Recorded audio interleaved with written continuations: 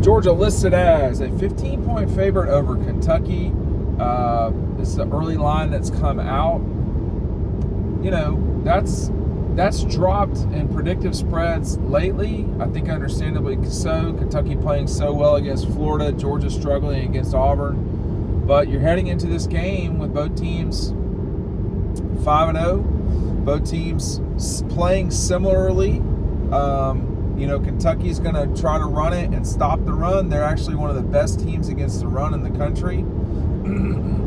And Georgia's number on that front moved up quite a bit this past week.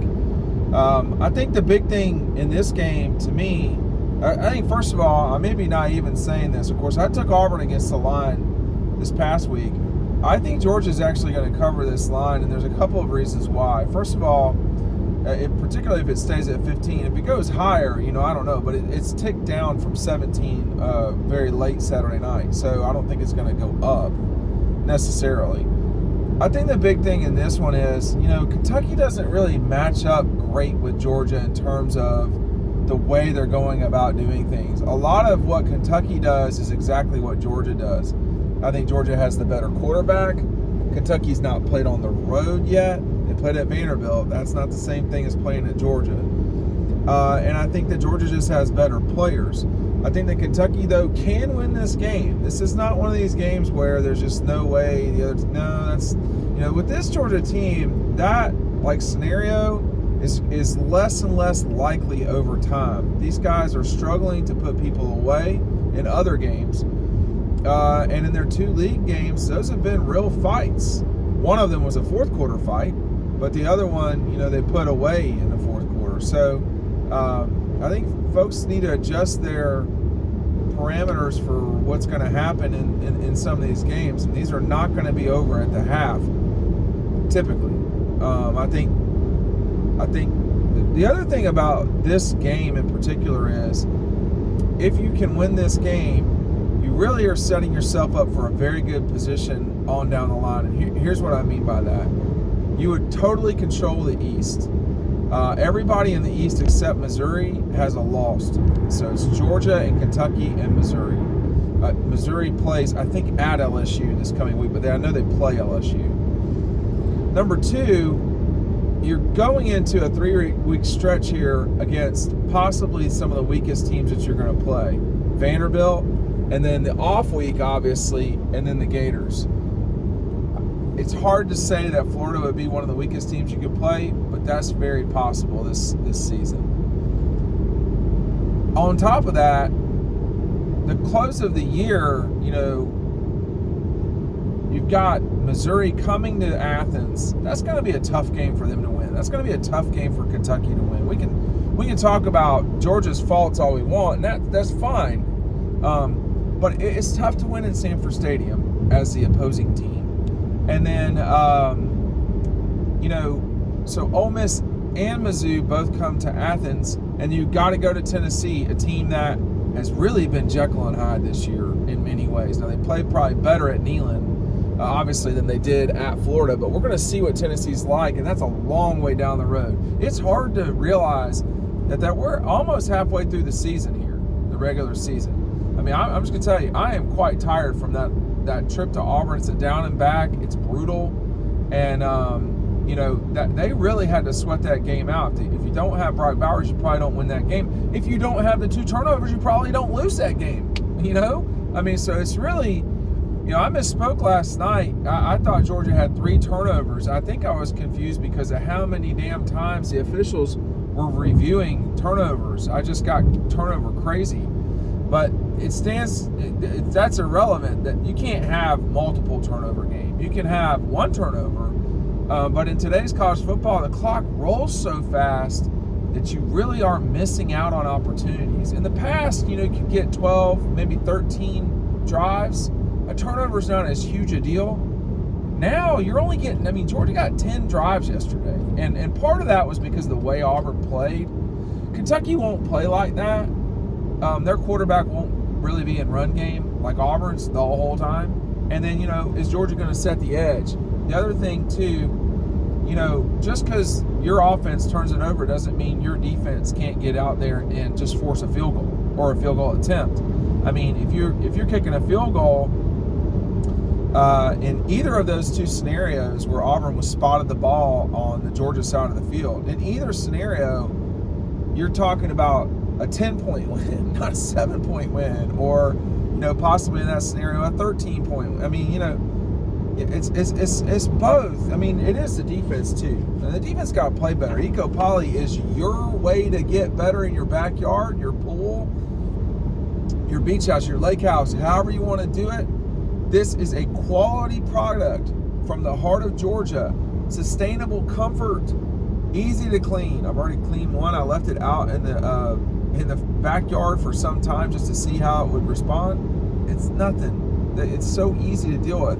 Completely recycled material. They make everything in-house except the screws. And the screws work.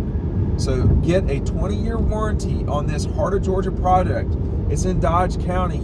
It's exactly, I'm telling you, if you're redoing a backyard, if you are ready to redo a backyard, if you're ready to make your patio awesome, your beach house awesome, your lake house awesome, check out Eco Poly. There's a link right down below, 15% off and free shipping. Kentucky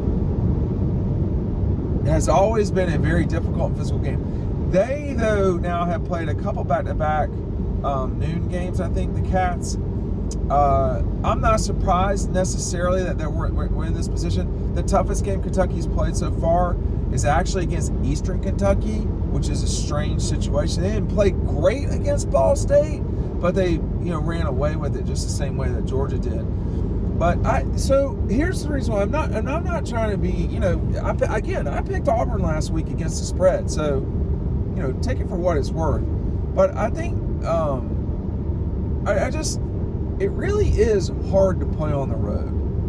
And with, I didn't think Auburn was that bad in the grand scheme of things. But I think Georgia handled that really well, to be honest with you. And I think that, if you're about halfway through the season and you've not played on the road, that can be a shock to the system. Kentucky, again, they have played on the road, so they've kind of gone to the kiddie pool at Vandy. But what is it going to be like when you have, 93,000 people screaming at you? I am so used to it that it doesn't ever seem that loud to me. And again, that's me. I've been doing this for a long time, and it's just very rare that it's extremely loud, like LSU loud in 13, or Tennessee in 22. That doesn't. I remember those for a reason. But Kentucky doesn't do that every week. They're playing at home and all this stuff, and I don't think it's a great matchup for Kentucky. Now, if they come in and they run the ball, all bets are off, because you can do a lot of things when you can run the ball. They've not really asked their quarterback to do a lot lately, particularly in the Florida game. But why would you? I mean, I think they probably threw it, 12 to 15 times. Probably threw it 12 to 15 times, too many, the way that they were running it yesterday. And, Florida is not physically where Kentucky's at. Georgia is. So, and then some. So what you'd want to see is how many penalties can Sanford's crowd cause. One or two matters. If it's more than that, then Kentucky's going to have a hard time on multiple drives.